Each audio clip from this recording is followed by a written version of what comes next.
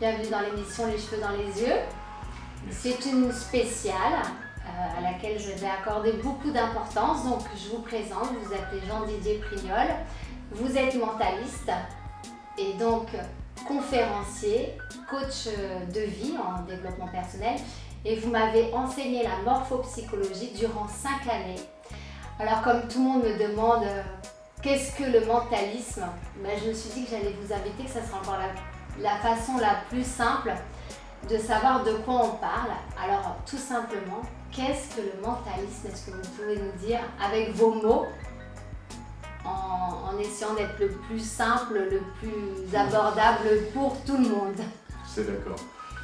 Bon, écoutez, déjà je vous remercie de m'inviter, ça me fait très plaisir et puis j'avoue que vous êtes une élève à laquelle je tiens et qui a tenu toutes ses promesses.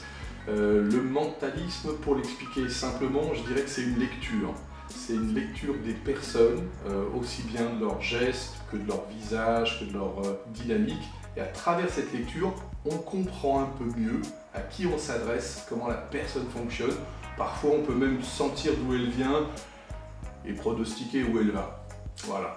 Alors forcément, comme je suis l'inventrice du morphing intuitif, un peu grâce à vous, mais pas que, il y a également une partie intuitive dans ma formation. Donc je vais vous poser de facto la question, est-ce qu'il y a un rapport avec l'intuition? Vous parliez de sentir là tout de suite. Comme j'ai interviewé une grande médium au sujet des cours d'intuition que j'ai pris, est-ce que vous mettez l'intuition dans le mentalisme? Oui, je la mets effectivement. On a un outil, on a une base et l'intuition va affiner, va permettre d'aller plus loin, de faire des relations qu'on ne ferait pas habituellement parce qu'on a fait jaillir ou on fait ressortir quelque chose. Oui, okay. Bien sûr, bien sûr. Donc moi j'ai pas appris l'intuition avec vous, hein, on est ok là-dessus. Par contre j'ai compris la morphopsychologie. J'avoue que j'avais déjà pris quelques leçons auparavant et que c'était pour moi assez indigeste.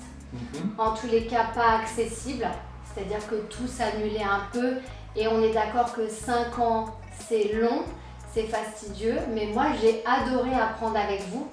Donc vous êtes conférencier mais pas professeur de morphopsychologie, il faut bien dire que j'ai eu beaucoup de chance, vous m'avez enseigné un art que vous n'enseignez pas à d'autres personnes. Mais du coup, j'ai appris avec l'étude des codes sociaux. Là, j'essaye de faire un versus morphopsychologie versus visagisme parce que nous, en coiffure, on étudie énormément les formes de visage, mais pour savoir quelle coiffure va aller sur la forme de visage. En morphopsychologie, c'est pas du tout ce qu'on fait. Et donc c'est ça que je voudrais que vous nous expliquiez, la différence. La morphopsychologie, qu'est-ce que ça donne? Qu'est-ce que ça dit? Ce que ça dit comment fonctionne la personne. Ça dit comment elle a constitué à la fois son comportement, ses habitudes, ses modes d'appréhension de la réalité. Comment elle va gérer une relation humaine, comment elle va gérer un problème. Ça, on peut l'entrevoir grâce à la morphopsychologie. Le visagisme, je ne connais pas, mais ce que j'en ai compris grâce à vous, c'est une recherche d'harmonie, d'embellissement. Oui, c'est de la beauté en fait. Il n'y a pas d'esthétique dans la morphopsychologie, c'est une lecture, c'est une compréhension, c'est un outil pour comprendre, se rapprocher de la personne intime qu'on a en face de vous, mais pas de ce qui lui est harmonieux ou non harmonieux, esthétique ou non esthétique. On n'est pas dans la beauté, on est juste dans la compréhension de l'être humain qu'on a en face de soi. Donc le morphing intuitif, c'est une technique de communication rapide. Vous m'avez enseigné à lire rapidement dans les personnes que je rencontre. Je faisais ça naturellement, oui. Mais je ne savais pas que je m'appuyais sur des techniques déjà existantes.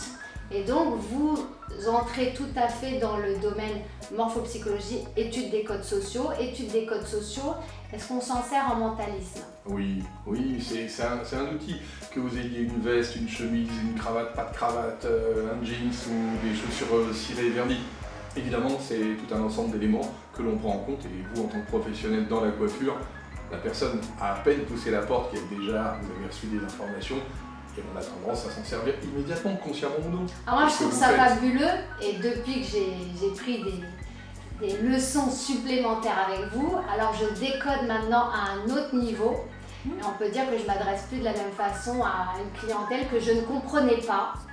Et donc j'ai bien compris que les formes de visage, les récepteurs, vous nous expliquerez tout à l'heure ce que c'est, on essaiera de prendre un modèle vivant, on n'essaiera même plaisir, pas, oui. On va capturer le cadreur ici, que ça amusera. Pourquoi pas, et en tous plaisir. les cas qui est ok pour l'expérience. Donc j'ai appris avec vous que chaque personne qui rentre dans ma boutique a une histoire personnelle qui est inscrite sur son visage, qu'elle le veuille ou non, c'est indiqué et à qui c'est le lire.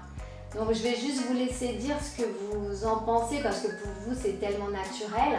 On peut voir l'histoire. Effectivement, elle est marquée. Les efforts, les tensions, les joies que l'on a, on les porte sur soi, dans son corps, dans son visage. Il est vrai que lorsqu'on arrive à lire d'où elles viennent avant qu'elles ne nous le disent, il y a une sensation d'être compris. On est nécessairement déstabilisé, un peu désarçonné, mais on se dit mais la personne fait vraiment attention à moi. J'avoue que c'est Oui. désarmant quelqu'un qui lit dans soi comme ça, quand on ne parle pas de médiumnité et qu'on parle simplement d'analyse. Absolument. C'est-à-dire que sur moi tout vous parle, mes cheveux, mes ongles, le teint de ma peau, l'écart de mes yeux, la forme de mon visage, le tissu que j'ai choisi pour ce soir, le bijou que j'ai choisi. Tout vous parle ce soir. Absolument. Voilà, et donc je sais que je vais avoir beau cacher tout ce que je vais vouloir, je ne vais pas y parvenir. Et ça, effectivement, c'est un peu désarmant. Oui, vous avez raison. Être mise à nu en quoi que ce soit, y a-t-il le respect de l'autre? Est-ce qu'il y a le respect de l'intime, de ce que l'on veut montrer, de ce qui est public, de ce qui ne l'est pas? Le mentalisme, l'avantage, c'est que s'il n'y a pas une volonté d'échange, ça fonctionne pas. On reste en superficie. Chacun reste chez lui et il se passe rien, c'est Voilà, ça? on peut observer avec attention quelqu'un, mais il faut qu'il y ait un échange, il faut que ce soit nourri par le dialogue, nourri par la progression aussi de la découverte l'un de l'autre, pour que ça prenne un sens et une utilité plus Quoique profonde. sur une photo, vous y arrivez très bien, Oui. et au téléphone, juste avec une voix aussi, parce que je pense que la façon dont le son sort vous indique la forme du corps, Il y a vous beaucoup de indique... choses, il y a beaucoup de choses, il y a beaucoup Voilà, de donc choses. c'est assez puissant. En tous les cas, moi j'ai extrait, voilà, grâce à vous, la morphopsychologie, l'étude des codes sociaux, je vous les dois. Enfin, je tiens à rendre à César ce qui C'est appartient gentil à à vous. César. Je voulais savoir si vous pouviez nous dire ce soir qu'est-ce que ça peut apporter à quelqu'un qui a une relation clientèle. Peu importe la relation clientèle, c'est-à-dire que nous sommes ici dans un salon de coiffure, mais on est bien d'accord que la morphopsychologie, l'étude des codes sociaux, ça peut concerner, aider tout le monde. En quoi est-ce que vous diriez, vous, principalement, que ça peut aider, moi je ne sais pas, un conseiller, un revendeur de voitures, une vendeuse de parfums, un coiffeur, en quoi ça peut aider les professionnels de pratiquer comme ça ces études en morphing intuitif, donc en mentalisme un peu, hein, parce Oui, bien que sûr, c'est il une y en a partie une du part, mentalisme il y en a une part, absolument. que je propose. Vous avez raison. Voilà, qu'est-ce que ça apporte aux professionnels? Je pense qu'un professionnel, il a tendance à sonder son client pour savoir ce à quoi il réagit, comment il fonctionne justement. Et il a tendance à suivre soit une pyramide des ventes, soit un enchaînement de questions. Bien sûr que tous les vendeurs et tous les professionnels de la relation regardent un client lorsqu'il rentre. En coiffure, la différence c'est qu'on ne va pas perdre ce temps-là, on ne va pas justement enchaîner un discours qui peut être enseigné ou appris par cœur comme on peut le faire même dans des plateformes de télévente. Là, l'avantage du morphing intuitif ou de la morphopsychologie, c'est que plus on rencontre des gens, plus on va vérifier ce que l'on dit, on aura un échange avec ces personnes, un échange On pourra vérifier, très léger ouais. ou un échange plus soutenu, ce qui fait que se développe une compétence naturellement au cadre du travail, ça enlève des conflits parce qu'on comprend que la personne fonctionne comme ça permet de répondre à des choses qui ne sont pas formulées de manière très nette. Je pense que, je me permets de vous le proposer, donc c'est à la fois un accroissement de l'offre, c'est une diminution des freins, les blocages, c'est le conflit, l'incompréhension, l'agacement. C'est aussi une manière, lorsque la personne arrive et qu'elle est elle-même désorientée ou agressive ou passive, une manière de rentrer en contact avec elle plus douce et donc d'avoir une suite plus agréable. Donc le morphing intuitif que vous avez réussi à fabriquer, c'est pour moi, je vous tiens mon chapeau, comment dire, alléger quelque chose qui n'est pas digeste. Quand on arrive à le faire sur un client, c'est génial parce que les gens un peu fermés sur la réserve, qui ont vécu plusieurs, moi je ne sais pas, mésaventures chez le coiffeur, arrivent un peu en colère. Parfois, c'est d'autres coiffeurs qui les ont mis en colère, mais ils le retranscrivent lors de la visite. Et ça, d'apprendre avec vous à désamorcer la colère des gens, le passif négatif, ça permet une ouverture sur le monde. Ensuite, on peut aller vers des projets, donc, quel que soit le vendeur, que ce soit un coiffeur ou un autre. Absolument. Vous décryptez ça en 2 secondes et les gens trouvent ça magique. Tous les professionnels, que ce soit des métiers de la vente ou des services, ont un ressenti des clients, mais arriver à le structurer, arriver à avoir conscience des liens entre 3-4 grands principes. Par exemple, il y a la méthode Corman, oui. Voilà, qui est une méthode où dans un livre on voit telle forme de visage, Absolument. tel trait de caractère. C'est la base. Bon, en tous les cas, moi je vous trouve très pertinent. Enfin, en conférence, je trouve que c'est épatant de voir comment vous expliquez à quoi peut servir le mentalisme. Qu'est-ce que c'est? Qu'est-ce? Parce qu'après tout, c'est devenu un grand mot, un peu galvaudé, mais il y a très peu de gens qui sont réellement mentalistes. Et donc je voulais vous remercier pour avoir pris la parole ce soir, pour avoir essayé d'expliquer que donc c'est une multitude de facultés qui reposent sur des connaissances scientifiques bien fondées, qui conjuguées entre elles donnent une lecture parfaite d'un client potentiel ou de quelqu'un qu'on rencontre dans sa vie, et que c'est un art en fait que vous pratiquez. Donc on va essayer de prendre un être vivant que vous ne connaissez pas, en la personne de Maxime, qui est un charmant jeune homme, qui a dit OK. Donc je précise que vous ne le connaissez pas. On va juste voir si vous pouvez nous indiquer ses traits de caractère principaux, éventuellement d'où il vient, éventuellement ce qu'il aime dans la vie. Ça sera déjà bien.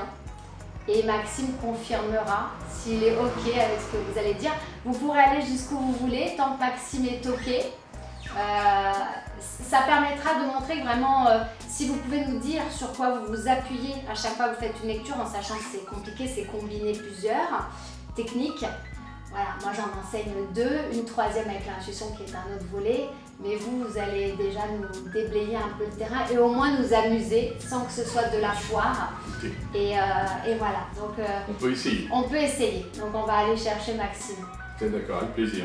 Maxime, bonsoir. Bonsoir. Et merci de te prêter au petit jeu que Eve t'a invité à jouer, à savoir faire l'objet d'un petit atelier de morphopsychologie très rapide, en 2-3 minutes, Okay. où j'utiliserai à la fois ton physique, ta taille, ta corpulence, ton visage et puis les proportions de ton visage et la position qu'ont les yeux, le nez, la bouche, les oreilles. Ok. Ça te convient? Avec plaisir, c'est avec plaisir. Bon, bah c'est gentil à toi. Ouais. Ce qu'on peut voir déjà, c'est que, bon, les gens n'ont peut-être pas idée de la taille, mais tu es très grand, tu fais 1m86. Ouais, c'est ça. Et quand on te regarde, effectivement, les épaules ne sont pas très larges, sont relativement étroites. Et au niveau du cou et du visage, il est très étiré. Et tu l'as accentué encore en te rajoutant une coupe de type brosse. Là, on te regarde, on a l'impression que tu fais 1m90 ou plus. Voilà, c'est très bien. Et ce qui est drôle, c'est que ça contraste avec une peau, par exemple, qui fait plus enfantine, ou un visage qui fait plus enfantin. Et là, on aperçoit un t-shirt qui est limite celui de Marlon Brando, un jeans qui était comme il le portait sur On the Waterfront, et des Doc Martens. Donc ce côté un peu viril, je suis en train de me construire une identité, une forme d'agressivité, mais très soft. Il y a du tatouage, il y a du sens. Déjà, on voit un tatouage à gauche, et j'ai vu tout à l'heure qu'il y en avait un sous le bras droit. Ici. Voilà. Donc, on voit bien que tu essayes d'asseoir ton âge adulte, ton autorité, mais en douceur. Ouais. Tout ça est du code. T'es ni un rebelle, ni un docker, et t'es pas en train de décharger des camions dans une usine, quelle qu'elle soit. Et ce petit visage, très étroit sur les côtés, très grand, que tu cherches à allonger, et ben quand on regarde les lèvres, elles sont petites. Les yeux sont rapprochés. Et là, en morphopsychologie, on n'est plus dans l'aspect général, on est dans celui de la proportion de la tête. Et ben on va dire que tu es concentré, et que tu es quelqu'un qui est concentré systématiquement. Quand tu fais quelque chose, il y a un objectif, il y a une tension en toi, et tu ne laisses pas sortir facilement les choses. Il faut qu'elles aient atteint un certain niveau de qualité. Donc tu es exigeant, ce qui veut dire que tu es angoissé également. Et ta posture, tes petites épaules, ta manière de te tenir indiquent ce manque de confiance en soi que tu as tout le temps. Et tu cherches à te maîtriser pour prendre de la confiance. Tu n'es pas quelqu'un qui spontanément va vers les gens, etc. Tu es souriant et gentil, mais comme tu manques de confiance, tu évites les conflits. Et tu les crains toujours. Et ce petit regard, ce sourire adorable, là on voit avec cette petite pilosité. Alors je précise que tu as... Je me suis pas raté. 26 ans? Non, c'est quoi? Je ne sais pas. C'est toi qui connais ton âge, oui, moi j'avouerais. Je me suis pas trompé en plus. 26 ans. 26. Et bien 26, tu es en pleine construction, tu changes de période et c'est là où tu essayes d'aller vers quelque chose de plus structuré, de plus fort. Et là on voit tes cernes sous les yeux, on voit quand même que t'as beau de ne pas être rasé là, tu fais attention à toi au niveau des sourcils, au niveau de la coupe. Donc tu es très soucieux de ton image et tu sais bien que les codes sociaux sont extrêmement importants. Donc tu t'adresses aux gens, mais pas spontanément, tu le fais en amont. Et lorsque tu es face aux gens, tu as plus de difficultés à rentrer dans l'intime, tu es plus quelqu'un de réservé, de méfiant sur ta manière de donner de l'affection et de te lier aux gens. Tu vois ça? Ouais. On l'a vu juste sur tes yeux, tes petites lèvres, le fait que ce soit renfoncé, ramassé par rapport à un cadre qui est très fin et très haut. Je vois venir un beau jeune homme qui arrive comme ça, et attends, c'est pas de la flatterie, c'est de facto, mais on se dirait, il est sensible, il est intelligent, il est exigeant, il va parler gentiment, il va être très regardant derrière, donc il faut vraiment être juste avec lui parler avec intelligence. Il n'a pas 26 ans et ce n'est pas un arriéré, c'est un jeune homme qui sait ce qu'il veut, qui veut payer le bon prix et qui est prêt à faire beaucoup, mais s'il obtient derrière de la qualité, et chez lui la qualité c'est aussi de le renforcer, c'est quelqu'un qui cherche à se renforcer. Vous parlez de musique, on parle toujours de cette concentration de visage, il cherche la maîtrise. Il est heureux quand il maîtrise, il est angoissé lorsqu'il ne maîtrise pas. Et là c'est important de se dire, il vient ici, il est pris en charge, il est écouté et on lui fait des propositions, c'est quelqu'un qui reviendra et qui ne dira que du bien. Voilà. Franchement, Maxime, je ne sais pas si vous êtes d'accord avec tout ce que j'ai pu balancer. J'ai essayé d'aller plus loin sans aller dans le côté familial ou l'historique. Ça, c'est autre chose que je fais en consultation. Mais déjà, est-ce que vous vous reconnaissez plus maintenant qu'on a délayé? Voilà. Je trouve ça fort. Il y a beaucoup de similitudes. Vous avez décrypté pas mal de choses en peu de temps. C'est ça que je trouve assez fou quelque part. Et surprenant. Du coup, eh bien, je valide. Vraiment, c'était très. Enfin, qui suis-je pour valider? Mais vous avez tout à fait droit. Je trouve ça vraiment. Eh bien, écoutez, dites-vous que Ève fait mieux que moi parce qu'elle l'a adapté à un métier, elle l'a simplifié, elle l'a rendu immédiatement accessible avec quelque chose qu'elle offre en plus à tous les professionnels, mais surtout à tous les clients. Merci de votre gentillesse, Maxime, d'avoir bien voulu vous prêter à cet exercice. Merci à vous. Ça me fait plaisir. Alors merci pour cette rapide analyse. Je voulais préciser qu'on peut vous retrouver en conférence, mais également en consultation pour comprendre, pour que chacun puisse comprendre ses modes de fonctionnement, pourquoi il répète inlassablement des choses qu'il n'arrive pas à gommer. Voilà, avec vous on comprend. Si les gens sont en colère également, ils peuvent venir vous voir, donc vous êtes un vrai développeur d'âme sensible pour rendre plus, en tous les cas, plus apte à vivre sereinement. J'indiquerai dans le fil où vous retrouvez sur votre site internet. Et je voulais vous remercier pour cette jolie intervention. Merci Jean-Didier pour tout ce que vous m'avez apporté et ce que donc à travers moi vous apporterez à tout un tas d'autres gens. Merci à vous également. Merci beaucoup et merci à Maxime qui a bien voulu se prêter au jeu, ce qui n'est pas... Merci à lui. Oui, merci à lui. Voilà, merci à bientôt. À bientôt.